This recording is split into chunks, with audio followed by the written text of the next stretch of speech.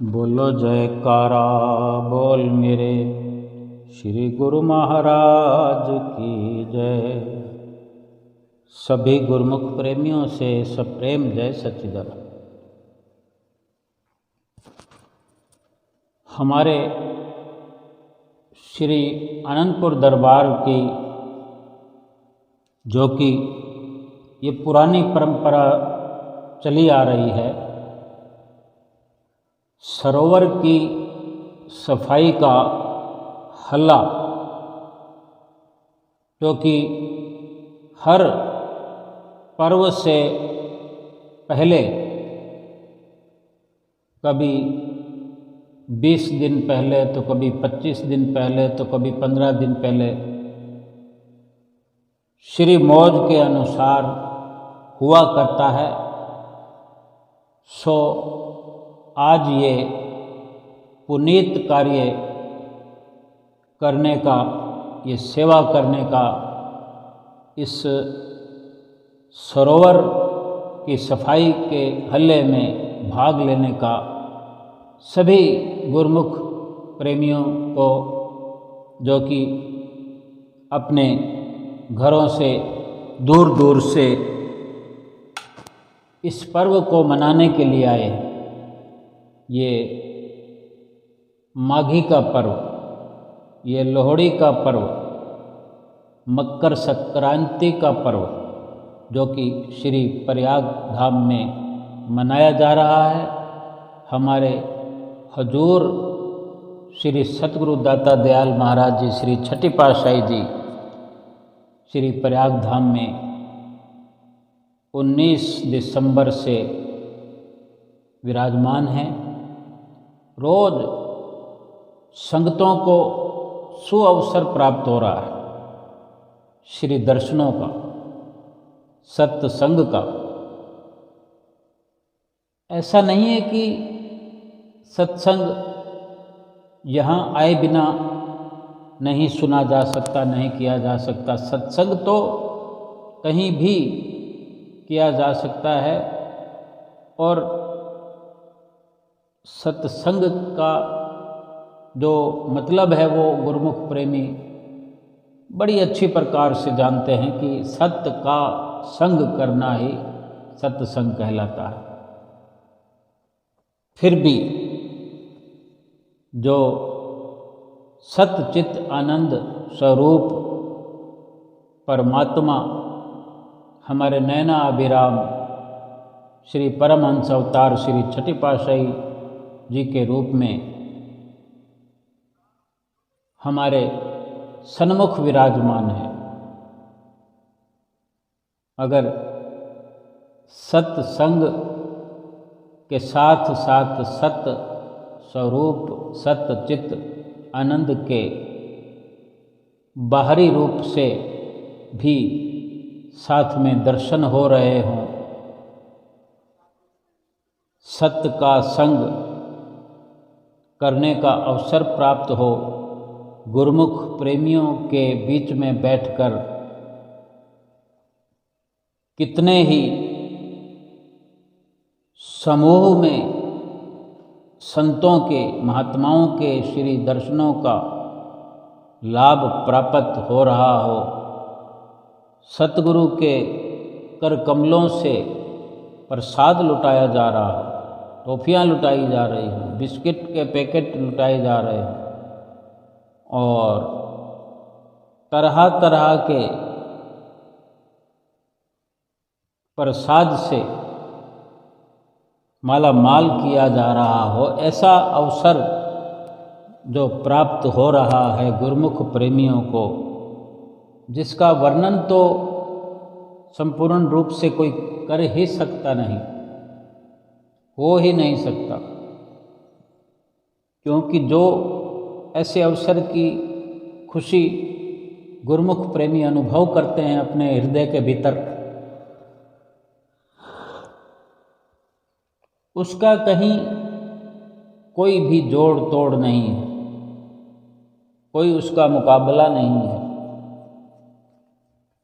इसलिए ये अवसर और भी अधिक स्वर्णिम हो जाता है, अधिक लाभदायक हो जाता है। ये जो हम गुरुमुखों की श्रुति है, ध्यान है, तसव्वुर है, जब इस प्रकार सतगुरु के साथ जुड़ा होता है, सतगुरु के दर्शनों में तसव्वुर लगा होता है, लीन होता है, उन पलों में अपनी शुद्ध बुद्ध नहीं हुआ करती,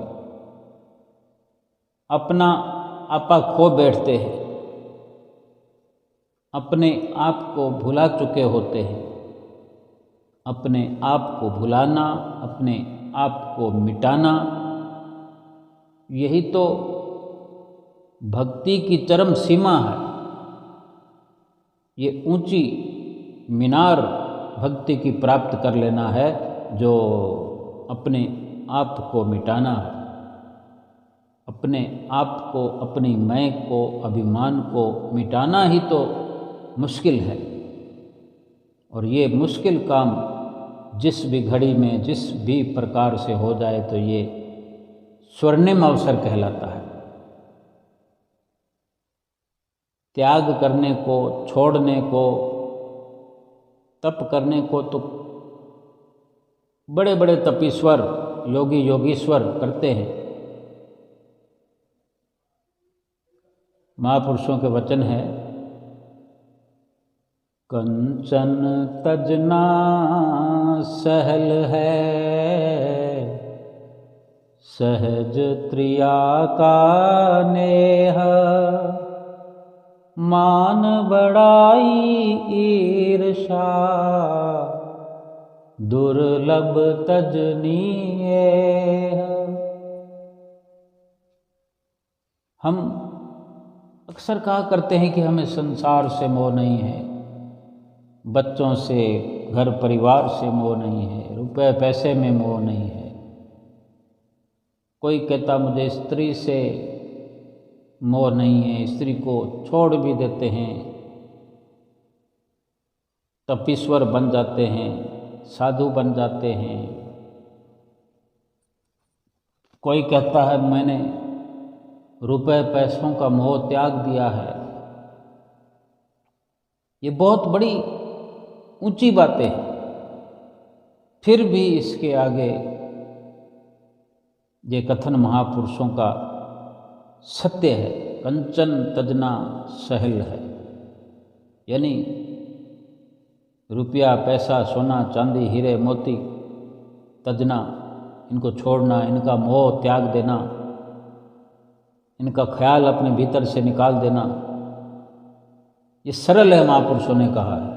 अगर कोई इस कार्य को कर लेता है तो महापुरुषों ने ये वचन फरमाया, अपना एक अटल फैसला दिया है कि ये सरल है, क्योंकि इससे मुश्किल और बहुत कुछ है। अगर त्याग की कोई पराकाष्ठा है तो वो कुछ और है। इतने भर से ये छोड़ देना और इन चीज़ों को छोड़ देने का भाव रखना है, फिर अपनी बहुत बड़ी बीमारी को अपने अंदर जगा देना। अगर स्त्री का त्याग कर दिया, फिर उसका बखान चालू है, अपने आप को हमने समझ रखा है कि मैंने बहुत बड़ा त्याग कर दिया। ये भाव ही अपने आप में दुष्कर है। हीरे मोतियों का त्याग कर दिया, फिर उसी का भान हम अपने भीतर, विचार अपने भीतर लिए हुए कि हमने ये छोड़ दिया है। तो छोड़ कहाँ दिया है? छोड़ उस चीज़ को दिया जाता है फिर जिसका जिक्र नहीं, जिसको छोड़ दिया, बाहर से छोड़ दिया तो भीतर में पकड़ रखा है। भीतर के ख्यालों की जो जकड़न है, भीतर के ख्यालों में जो संसार की पकड़ है, वही महापुरुष इशारा करते हैं कि हमने मान को नहीं छोड़ा, बड़ाई को नहीं छोड़ा, ईर्ष्या को नहीं छोड़ा, तो फिर कुछ भी नहीं छोड़ा। स्त्री को ना छोड़े,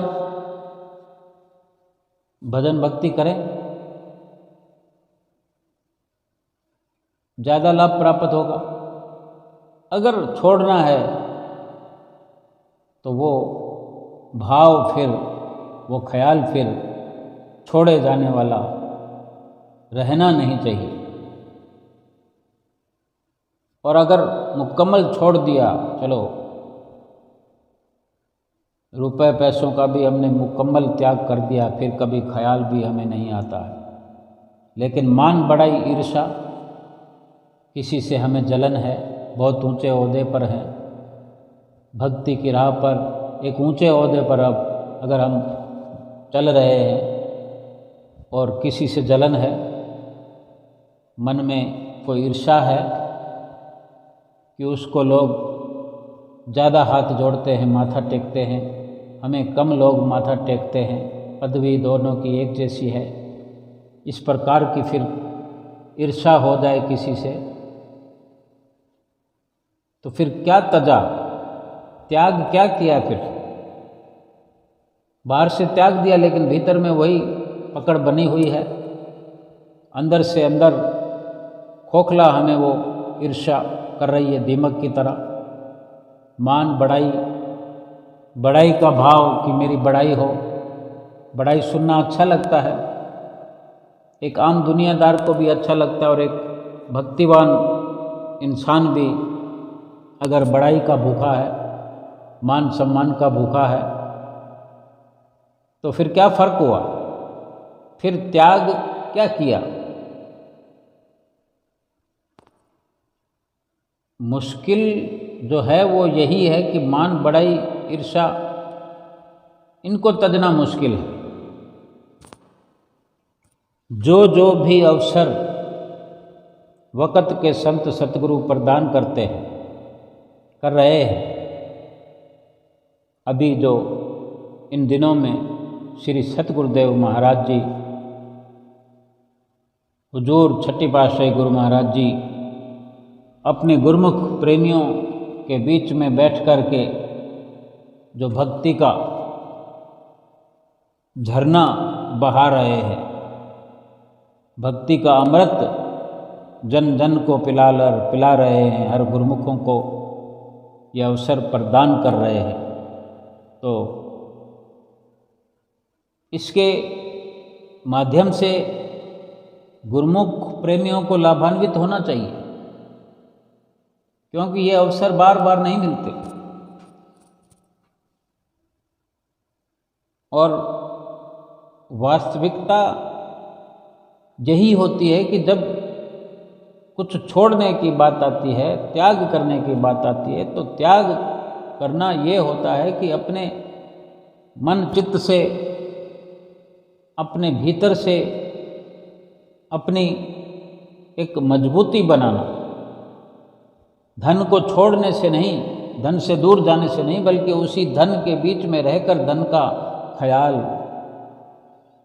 निकाल देना, हमारे अपने अंदर से उसका मोह निकाल देना। जहाँ स्त्री की बात आती है, सहज त्रिया का नए, वो भी वहीं साथ रह करके, दूर न भाग करके, किसी भी प्रकार की उलझने मुश्किलें हैं उनको सहन करते हुए, और प्रयास ये करें कि साथ साथ चलकर भक्ति का रास्ता अपनाकर भक्ति को प्राप्त किया जा सकता है। लेकिन फिर भी स्थिति अगर कोई ऐसी बनती है तो अपने भीतर से अपनी इस कमजोरी को निकालना होगा। और जो सबसे बड़ी कमजोरियां हैं, मान बढ़ाई, ईर्ष्या, इनको तजने का प्रयास इस भाव से हो कि किसी से मुकाबला नहीं करना, किसी से ईर्ष्या द्वेष नहीं रखना, और इनसे ऊपर उठने का प्रयास सदैव करना चाहिए। और यही सब लाभ होता है सतगुरु के आमने सामने बैठकर, जब जिस वक़्त अपने आप को भुला दिया जाता है। वो घड़ियाँ ऐसी होती है, वो प्रताप सतगुरु के दर्शनों का ऐसा होता है कि हम बावड़े हो जाते हैं, एक प्रकार से पगला जाते हैं कि जो दो देखते हैं सतगुरु की कार्रवाई। सतगुरु ने हमारे लिए ये इतने आडंबर बनाए हैं, किस लिए? खो जाने के लिए बनाए हैं कि उनमें खो जाएंगे तो दुनिया से सुरती मुकम्मल हट जाएगी, अपने शरीर से अपनी स्वयं की चित्तवृत्ति हट जाएगी। सो दर्शन हाल में बैठे गुरुमुख प्रेमी, कोई टेढ़ा होकर बैठा है, कोई गर्दन नीचे गिरा कर बैठा है, टेढ़ी करके बैठा है, लेकिन उसका ध्यान सतगुरु के आसपास है। किसको क्या दे रहे हैं, कौन क्या उपहार लाया है, कौन क्या मांग रहा है। कोई ऊपर खड़े हाथ करके हाथ जोड़ रहा है, कोई अपने हाथों को लंबा करके सामने हाथ जोड़ रहा है, अपने श्री गुरु महाराज जी को दिखा रहा है। कोई महात्मा जनों से विनती कर रहे हैं, कोई अपने साथ कई प्रकार के उपहार लाकर सतगुरु की नज़र उन उपहारों की तरफ करना चाहते हैं। जो भी कार्रवाई करते हैं, लेकिन वो अपने से तो ध्यान उनका हट ही जाता है। अपनी ही चित्तवृत्तियाँ अपने शरीर से हर प्रकार से हट जाती है। ये कितना बड़ा लाभ जीवन में। न उस वक़्त मान होता है, न बड़ाई होती है, न ईर्ष्या होती है। ये बड़ा सुंदर लाभ सतगुरु की हजूरी में बैठकर श्री दर्शन करने का, सतगुरु की हजूरी में कुछ समय, कुछ दिन, कुछ महीने रहने का जो अवसर मिलता है, ये बहुत बड़ा दुर्लभ ये अवसर होता है। ज़बरदस्त प्रारब्ध जो हम साथ में लेके आए हैं, उसी के प्रभाव से ही कि जो हम करके आए हैं पिछले जन्मों में, उसी के फलस्वरूप ऐसे अवसर मिलते हैं। और फिर ऐसे अवसर मिलने पर कहीं पहले से लाखों करोड़ों गुना बढ़कर प्रभाव वाला जो हम इस प्रकार बार बार अवसर प्राप्त करके, जो थोड़े लम्हे, थोड़े क्षण, थोड़े मिनट, सेकंड या घंटे, थोड़े थोड़े थोड़े करके इस प्रकार से अपनी सुरती को अपनी ओर से, अपने शरीर की ओर से जो सुरती को सतगुरु के चरणों में लगाते हैं, भक्ति में लगाते हैं, तो ये थोड़े थोड़े पल मिलकर एकत्र होकर आगे हमारे निकट भविष्य में, परलोक में हमारा मुख उज्ज्वल करते हैं। फिर आगे की जो कार्रवाई होती है वो तो हम रात दिन सुनते हैं। सत्संग में जहाँ भी सुना जाता है, कहीं भी दुनिया में, रामायण में सत्संग हो रहा हो, महाभारत में हो रहा हो, बाइबल में हो रहा हो, गुरबाणी में हो रहा हो, केवल एक ही इशारा है कि आगे के लिए जो हम करने के लिए आए थे यहाँ पर, वो हमसे भली भांति ऐसे निष्काम कर्म हो रहे हैं तो हमारा परलोक संवर रहा है। जो अवसर ये सरोवर की सफाई के हल्ले का है, इसको हम किस नज़रिए से देखते हैं? देखो, कल संध्या वेले श्री आरती के पश्चात जब मौन ध्यान संपूर्ण हुआ तो श्री गुरु महाराज जी की मौज से, उनके आदेश से आदरणीय महात्मा जी ने अनाउंस किया माइक में कि कल सरोवर की सफाई का हल्ला है।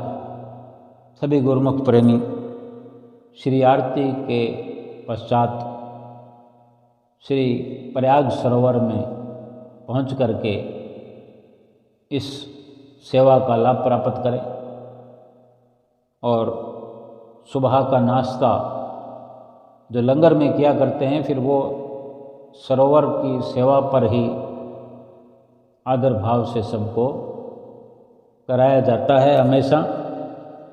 और ये संदेश भी प्राप्त हुआ कि सुबह का नाश्ता वहीं पर होगा, गर्मा गर्म चाय भी वहीं पर होगी।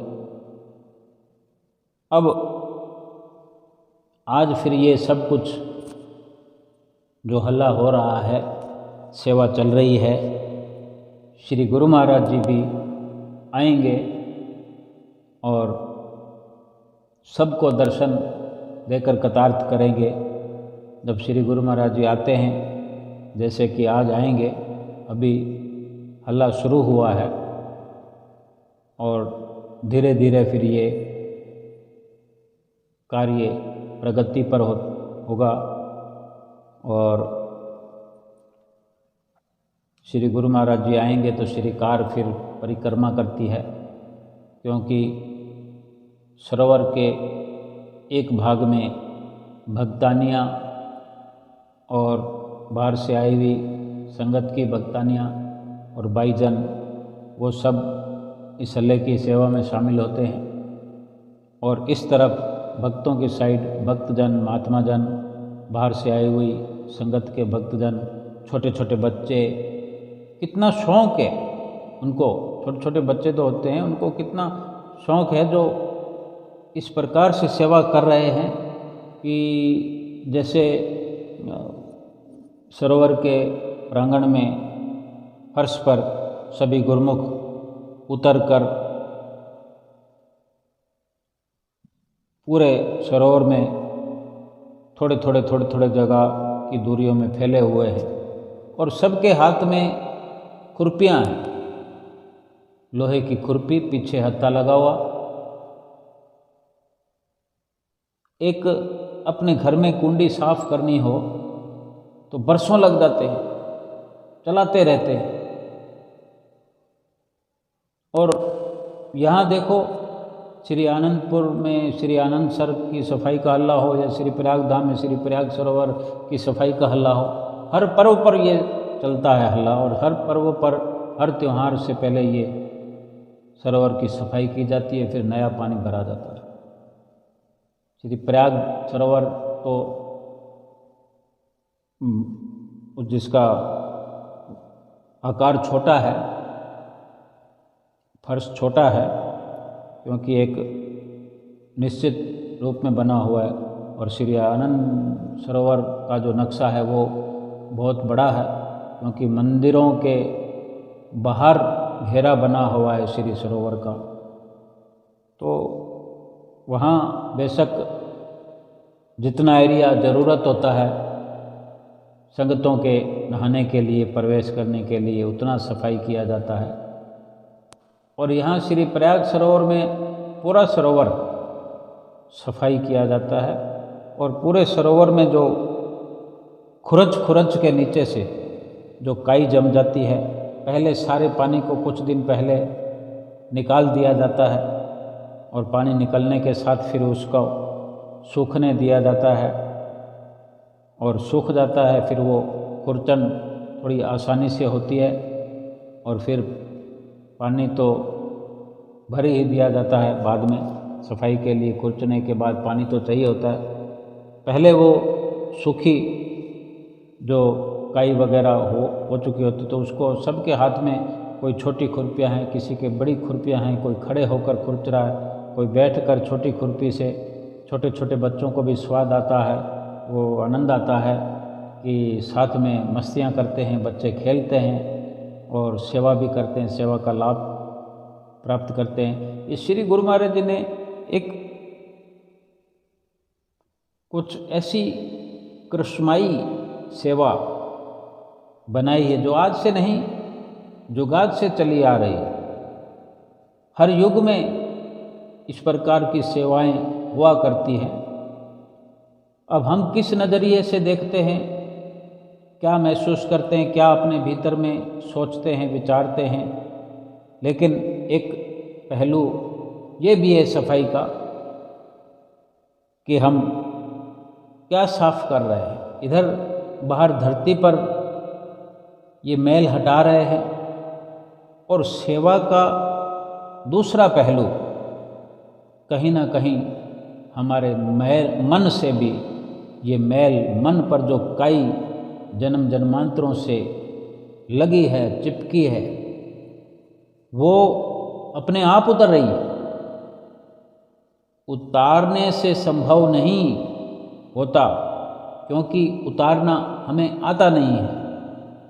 ये मन की मैल उतारने का भी एक जरिया है।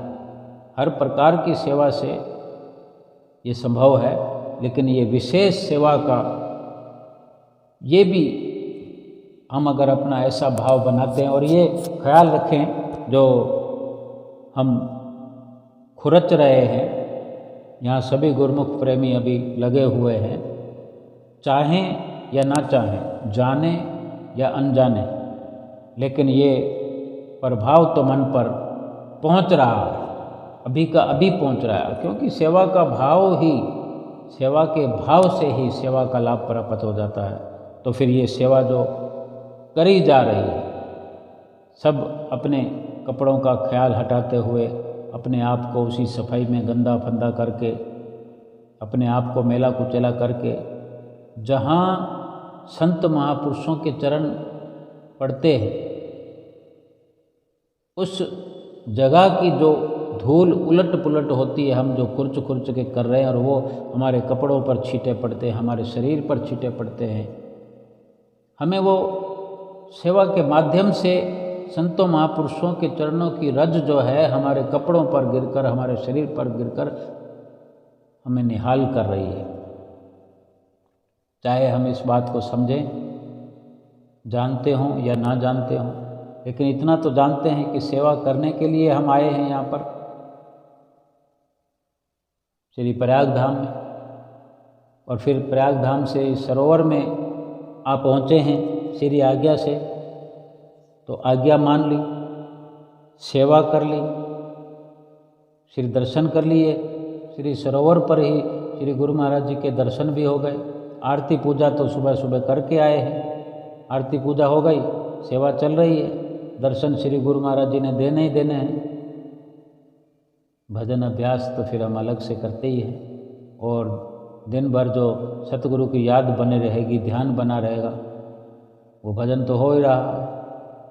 अलग से जो 2 घंटे सुमरन करना है वो भी करते ही हैं। यानी हमारे मन पर गहरा प्रभाव इस हल्ले की सेवा का पड़ता है, एक सामूहिक रूप से, एक जमघट के रूप में। कितने लोग कहाँ कहाँ से आकर इस सेवा में भाग लेते हैं। क्या हम जानते हैं हमारा किस किस से पिछले जन्मों में क्या हिसाब किताब रहा है? आज किस रूप में ये सतगुरु कृपा करते हुए हमें साथ में मिला रहे हैं, साथ बिठा रहे हैं, एक दूसरे से बातें होती हैं। कहीं ना कहीं पिछले जन्मों के ये संयोग होते हैं, कुछ लेन देन होता है आपस का, जो सतगुरु की कृपा से, प्रेम प्यार से ही चुकता हो जाता है। कहीं गुरुमुखों को कोई आघात नहीं पहुंचता, और इस प्रकार फिर ये खुरचन छाप होते होते दोपहर तक, लंगर के समय तक, रोटी खाने के समय तक आधा काम हो जाता है, और फिर रोटी तो लंगर भी वहाँ भी खिलाया जाता है, लेकिन कुछ गुरुमुख प्रेमी थक जाते हैं और लंगर की छुट्टी के हिसाब से जाते हैं, कुछ वापस नहीं आ पाते, कुछ आते हैं। लेकिन बहुत से जिनकी जिम्मेदारी होती है, जो यहाँ के मुंतजिम हैं, जिनके ऊपर कुछ जिम्मेदारी बनती है, वो भी, तो उन्होंने तो पूरा दिन लगाकर इस सेवा को अंजाम देते हुए एक गंतव्य तक पहुंचाना है कि फिर ये अभी थोड़ी देर में ट्रैक्टर आ जाएंगे। इतना सरोवर के अंदर रास्ता है कि ट्रैक्टर नीचे उतर आते हैं, सरोवर में घूमते रहते हैं। जगह जगह जो कचरे का ढेर लग जाता है वो पानी मिक्स होने से फिर उसको तगारियाँ भर भर के डाला जाता है। इधर खुरचन हो रही है, फिर इधर पानी फैला दिया जाता है, पानी में फिर खुरपियाँ चलाई जाती है, फिर वो जो कचरा इकट्ठा हो जाता है वो ट्रैक्टर भर भर के बाहर ले जाते हुए दिख रहे हैं। ये ट्रैक्टर जा रहे हैं भर भर के, इधर भी और उधर भक्तानियों की साइड में भी ज़ोर ज़ोर से आवाज़ें आ रही होती है, कभी कोई जयकारे बुलाने लग जाते हैं। और जब श्री गुरु महाराज जी आएंगे तो सब के सब गुरुमुख प्रेमी ज़ोर ज़ोर से जयकारे लगाएंगे। श्री गुरु महाराज जी वहाँ तट पर आकर मौज होती है तो विराजमान भी हो जाते हैं और श्रीकार में ही दर्शन देते रहते हैं। श्रीकार धीरे धीरे चलते हुए सरोवर की परिक्रमा करती है और सब गुरुमुख प्रेमियों को, सेवा करने वालों को दर्शनों से निहाल करते हैं और अपने श्रीकार के भीतर जो कार्टून प्रसाद के रखे होते हैं वो निकाल कर श्री गुरु महाराज जी भेजते हैं और सभी गुरुमुख प्रेमियों को भीतर सरोवर के प्रसाद वितरित किया जाता है। और श्री गुरु महाराज जी सबको सेवा करते हुए देखकर बहुत प्रसन्न होते हैं, खूब प्रसन्न होते हैं। देखो, श्री गुरु महाराज जी तो त्यौहार के दिन प्रवेश करते हैं सरोवर में और श्री गुरु महाराज जी के सेवक तो पहले ही आज का जो अवसर ये सफाई का है तो सफाई के सेवा के बहाने सेवक लोग सभी सरोवर में उतरे हुए हैं। कोई लाचार है, कोई बीमार है या कोई असमर्थ है या किन्हीं की ज़रूरी सेवा है जिसको नहीं छोड़ा जा सकता, वो अपनी अपनी सेवा पर लगे होते हैं। उन्हें छूट होती है क्योंकि सारी तरफ सेवा का कार्य चलाना ही होता है। ये फिर ट्रैक्टर निकाल के कचरे के बाहर फेंक कर आते हैं और फिर अच्छी तरह से सारी खुरचन हो जाती है तो फिर तट पर सफ़ेदी की जाती है। जो चूना होता है वो पोत दिया जाता है, पंछा चला दिया जाता है और फिर उसके बाद में सफ़ेदी करने के बाद जब थोड़ा सूख जाता है तो फिर पानी छोड़ा जाता है और फिर थोड़ा थोड़ा पानी रोज़ भरता रहता है। और फिर जिस दिन स्नान का पर्व होगा, स्नान श्री गुरु महाराज जी सरोवर में करेंगे, उस दिन तक निश्चित रूप से पानी भर दिया जाता है। लगभग 3.5 फुट गहराई का पानी उस दिन कर दिया जाता है कि हर छोटा बड़ा आसानी से नहा सके। और उस दिन भी क्या नज़ारा होता है सुबह सवेरे का। और ये हम विचार करें कि ये ऐसी रचना रचाई है सरोवर की कि सफाई करने का भी अवसर मिलता है। फिर सफाई करने के पश्चात जब बिल्कुल ताज़ा पानी भरा जाता है, साफ सुथरे पानी के अंदर नहाने का भी अवसर प्राप्त होता है। गुरुमुख कितने भाग्यशाली हैं जो अभी इन दिनों श्री गुरु महाराज जी के श्री दर्शनों के लिए आए हुए गुरुमुख प्रेमी दूर दूर से सेवा के भाव से, श्री दर्शनों के भाव से और रोज नित्य नवा सत्संग श्रवण करने का अवसर प्राप्त होता है। रोज के रोज नित्य नए गुरुमुख प्रेमी आते हैं। जब सब श्री दर्शन हॉल में माथा टेक रहे होते हैं, अभी जैसे छोटे दर्शन हॉल में ये सब प्रोग्राम चलता है रोज़ और कुछ दिन तक और चलेगा छोटे दर्शन हॉल में ही, तो और फिर जब बड़े में चलेगा तो भी माथा टेकने वाले तो रेलिंगों में माथा टेकते हैं।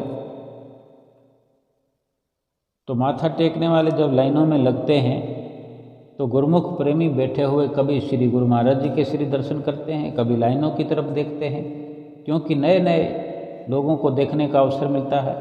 फिर वो गुरुमुख प्रेमियों के हाथों में कई प्रकार के उपहार देखते हैं। कहीं नज़र टिक जाती है कि कोई विशेष वस्तु लाया है, क्योंकि श्री गुरु महाराज जी के प्रेमी जो हैं, भक्त जो हैं, सेवक जो हैं, कोई कम नहीं है। चाहे कोई गरीब है, कोई अमीर है, लेकिन कम कोई भी नहीं है।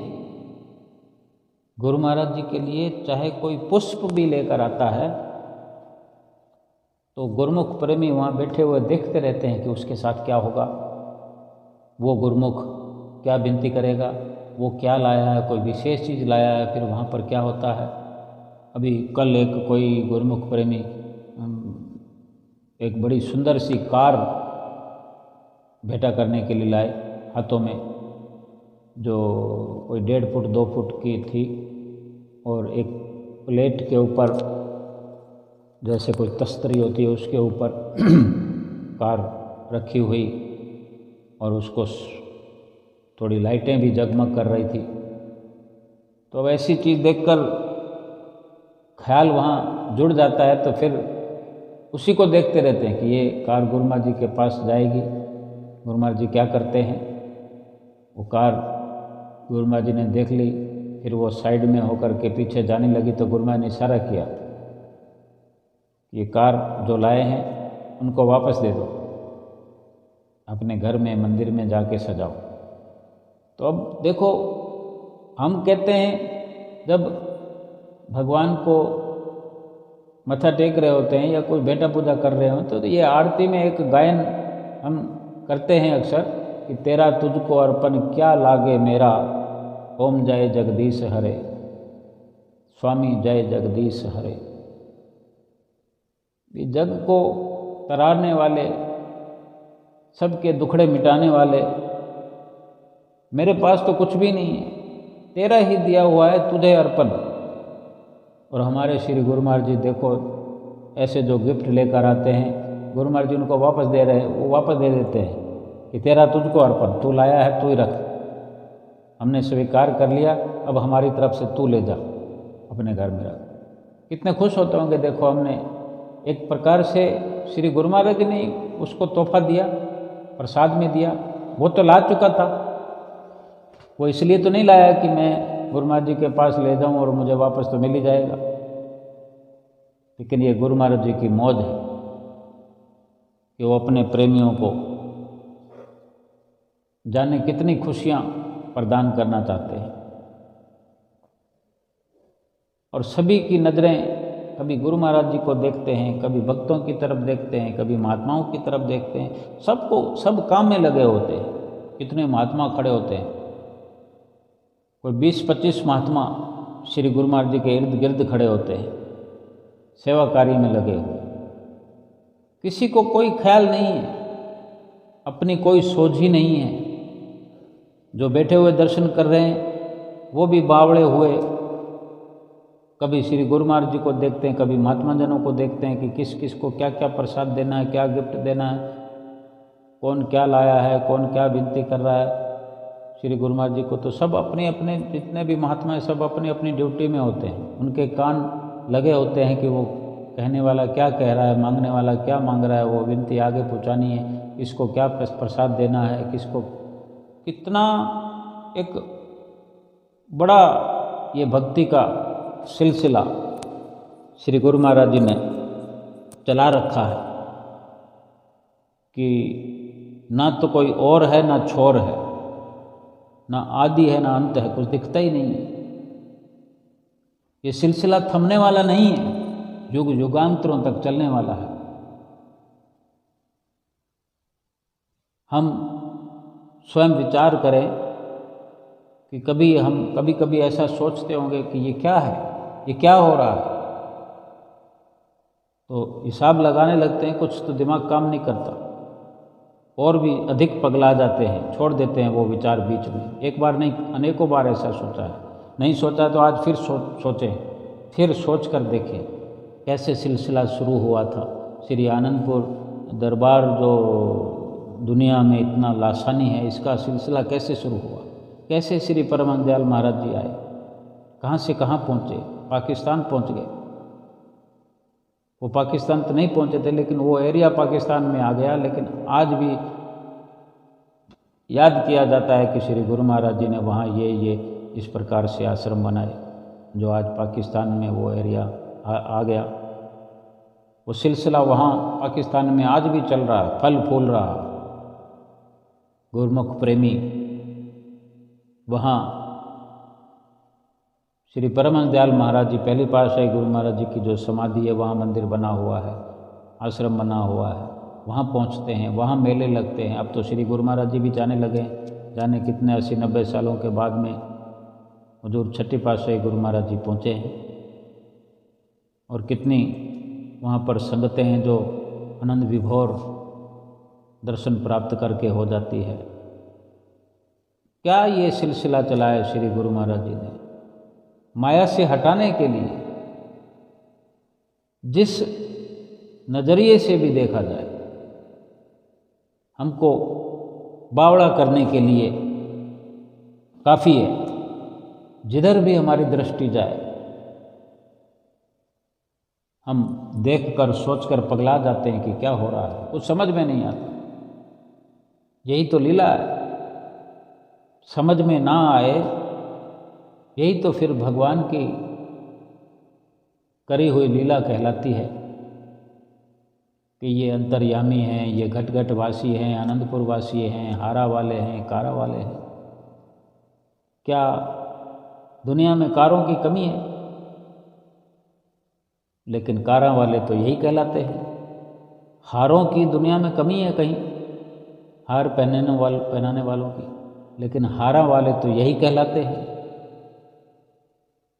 क्योंकि हारों की जो ये परंपरा है, तो ये निराला दरबार है कि हारों की इस लीला को भी नहीं समझ पाए हम, इसका भी पार नहीं पा सकते हम। हर प्रकार की लीला जो यहाँ पर रात और दिन इतने नौकर चाकर हैं, काम करने वाले, बिल्डिंगें बन रही हैं, फर्श बन रहे हैं, सड़कें बन रही है, लाइटें लग रही हैं, खंभे लग रहे हैं, लकड़ी का काम हो रहा है, बिजली का काम हो रहा है, बिजली घर बने हुए हैं, इलेक्ट्रीशियन हैं, इंजीनियर हैं, और ये नौकरों को कॉलोनियाँ बना कर दी हुई है, वहाँ रहते हैं। 12 महीने काम चलता है। कितने गरीब परिवार पलते हैं यहाँ पर। गरीब परिवारों के औरत और मर्द दोनों यहाँ नौकरी पैसा करके अपने बाल बच्चों का भरण पोषण करते हैं। लगे पड़े हैं, आंखें बंद करके उन्होंने सोच लिया है कि जीना यहाँ, मरना यहाँ। गुरमुख तो गुरमुख, प्रेमी तो प्रेमिक। नौकर चाकरों ने भी एक अपनी सीमा बना ली है कि प्रयागधाम से निकलकर कहाँ जाना, आनंदपुर से निकलकर कहाँ जाना है। इतनी ज़िंदगी हो गई है, बाकी की ज़िंदगी भी यहीं काम करते हुए व्यतीत कर दें। बेशक वो पैसा लेते हैं, लेकिन अंदर से संतुष्ट है। ऊपर से चिल्लाते रहते होंगे, रोना रोते रहते होंगे, स्वभाव है इंसान का, लेकिन भीतर से मन मस्त है। उनके भी रोम रोम से ये आवाज़ निकलती है कि त्रिलोकी में भी ऐसा आला दरबार नहीं है कोई, हारा वाले जैसा कोई अवतार नहीं है इस दुनिया में, ना कोई हुआ है ना होगा।